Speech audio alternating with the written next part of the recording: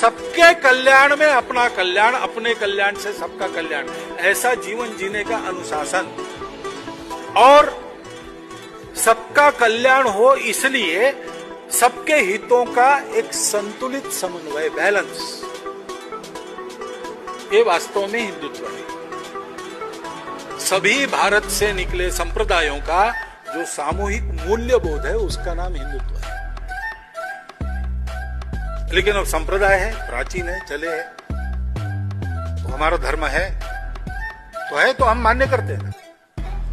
सभी विविधताओं का अपने यहां स्वीकार है।